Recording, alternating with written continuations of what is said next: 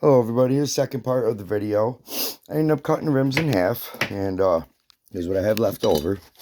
So you can see right towards the bottom, you just get close as you can get. And then on the outside, you're gonna have a flat part.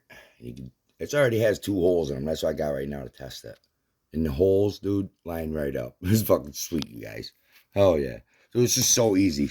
It costs a blade. I want to do one blade, guys. Metal blade. Fucking sweet. You know, I watched a thing on YouTube. Some other guy showed it. I don't know, some kid. Damn, I can't remember his name right now. But I got flat jack aluminum rims on mine, my racing one. Check this. Look at these things are fucking nasty, dude. So like, what? They're brand new too. They're like brand new, pretty much. We're gonna go out and test it out right now. That's awesome. Oh, look at Mud Digger or the Green Monster. You know, I got big tires on it. Beefcake, dude.